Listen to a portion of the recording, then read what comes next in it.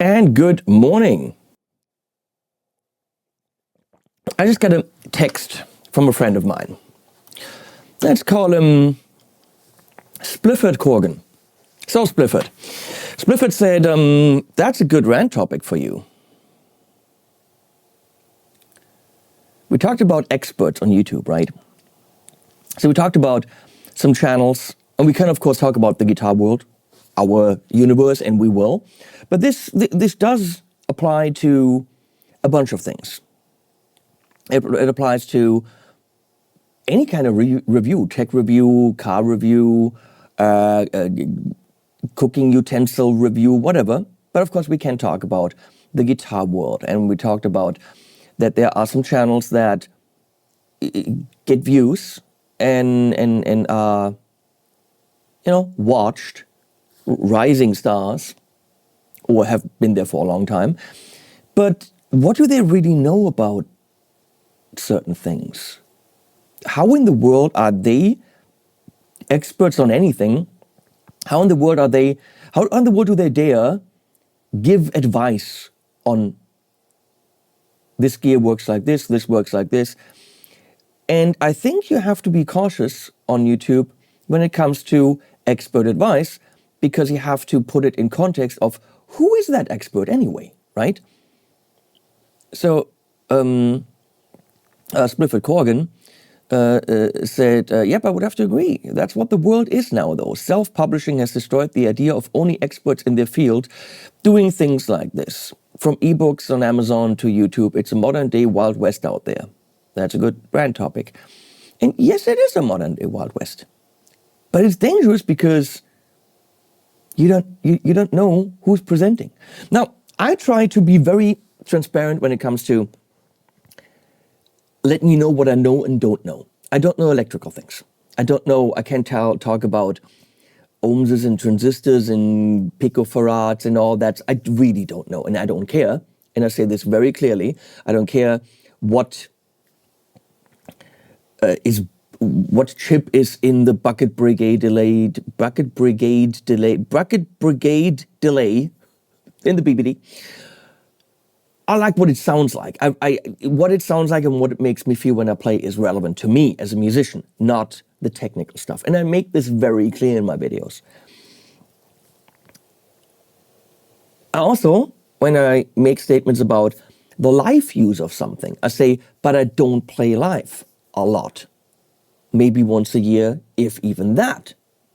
So, how good something is on tour, I can estimate from my limited experience, but I would never tell you I'm a touring guitar player. I would never tell you this has not survived a tour. I could say I think this would not survive a tour based on this, but I really don't have a lot to say about gear within the band context because it's been a while. Now imagine I've never played in a band.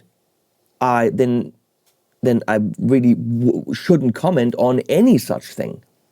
Now, Ola Englund plays in a band, tours. Rabea Massad plays in a band, tours, right? So they can talk about the stuff with much more expertise than I can. I'm an arranger, producer, so about recording and gear in a recording studio context, I have a lot more to say than on live. I can comment on live, but not in the way that others could. So we can all comment, but the thing is, what you have to know who's saying it. Now, if Pete Thorne comments on gear in a live use, well, yeah, trust him because he knows this shit, right? And recording, all that stuff. But you have to see who's talking to you. Evaluate who the person is that is commenting on certain parts of the gear so that you can make an educated decision of what that statement means, right? Anyone nowadays can write an ebook about something. I'm an expert. Yeah, but is that person, right? The most amazing chess approaches.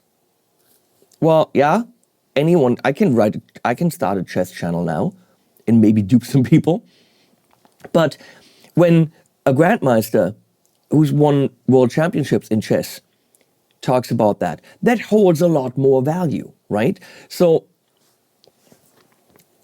anyone can start a guitar channel. Any basement dwelling hobby guitar player who, I'm sorry, and many of them are my friends, okay? I'm not picking on anyone particularly, but anyone can now just start a channel and talk about gear, how they like it, and that's fine.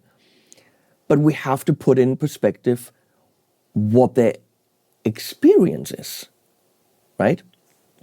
Now, there's other experience other than I've recorded so and so many albums and I've toured the world. Now, when I want to know anything about an amp and how it responds in a metal context, I'll talk to Kyle Bull. Why? Well, because Kyle simply just he got over 100 amps and he's had every high gain amp on the market. So, and the variations thereof. So if I want to know anything about that, I will consult Kyle. I will consult Kyle because he just has an experience touring. He's played gigs, yeah, doesn't matter. Recording, he's recorded, doesn't matter to me. That's not relevant in that case. The relevant thing is he simply has amassed experience with a lot of different varying gear. So when it comes to differences between rectifier variations, Kyle knows his shit. And I know that. And so watching him, you can know that. And he'd be the first person to tell you, don't believe what he says, go in the shop and try it, which always is the case. But when I look at certain features, I say, I think in a live context, that would be a problem. Then you have to consider my limited live experience. That's what I think it might do, but I haven't taken it on a stage, of course, right? But that's the problem nowadays. So much, I'm yelling at the clouds again. So much information out there, so much information. So many channels that tell you things. Many channels just musings on ideas, which is fine. But when we give recommendations and say this is good, this is not good, this will not do this in this situation, you have to consider the experience of the person talking to you, which oftentimes that background is not given. I'm not giving it. I love comments where people say, go take a lesson. That's funny. I usually just like to comment back and say, Google me.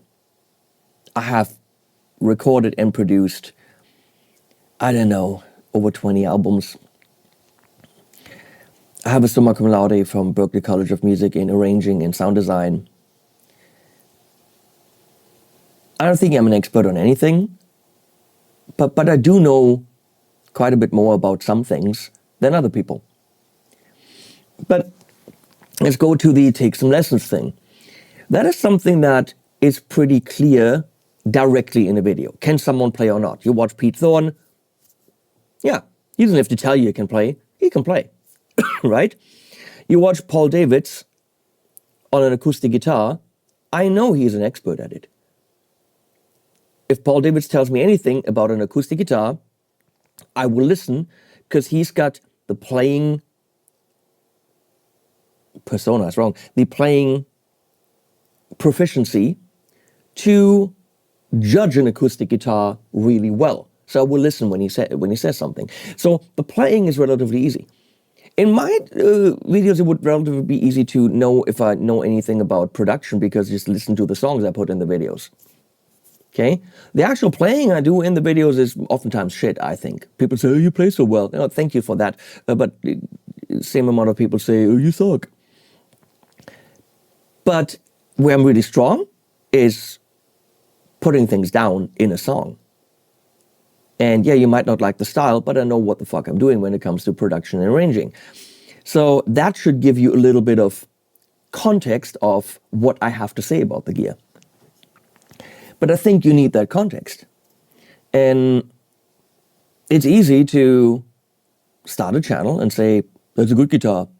Yeah, but that means you like it or you don't like it. And that's fine. If you want to listen to someone that doesn't have a lot of experience in either the field of live performance or recording, or guitar building, for example, or guitar setup, or selling guitars in a shop, whatever the experience is, I think it should be communicated to give gravitas to the statements. But I don't say it either. And many people don't know what I've done and who I am. So then I say, Google me. And maybe that experience doesn't matter to you. Maybe it's very important for you to have input from someone who doesn't do any of those things because you don't do any of those things. And maybe you want exactly the experience like someone like you who sits at home and just has fun with the instrument. And that means everything to you, which is fine.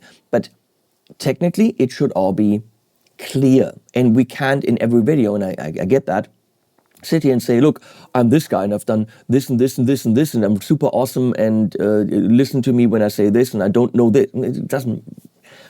Get to know the people you take advice from and then put that in perspective.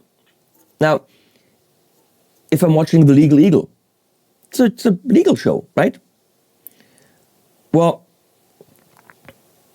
the guy's a lawyer. Is he a good lawyer? I don't know. If he was a super, super good lawyer, why is he doing YouTube? Maybe he's a shitty lawyer. But at least he's a lawyer, okay? He's not just some guy that goes on the internet and looks up the law. So I trust him, maybe wrongfully. But we have to know where the information is coming from and what kind of expertise the people making the statements have that make it. Okay? Otherwise, it's fake news, as someone likes to say. Hasn't said that in a while. So, I'm not targeting any kind of channels. I'm friends with, most people on YouTube, and they're great people. And you watch them for different reasons. Just know what the reasons are, right? Someone presents a certain thing to you, which is important. And then you watch someone else where you get some other information because their experience and credibility in that field is relevant. So you might watch me for the production aspect. You might watch Michael Nielsen for the production aspect, but you might watch Pete Thorne when he has to say, I think in a live situation, that's not readable, legible. Okay, well, I can say that too, but when it comes from him, much more credible. So, Mr. Corgan, Flitchard Corgan, there you go. That was the rant topic for today. Just know who you're watching. Use your brain. We still have those up to a certain degree. Some of us, a select group of people still...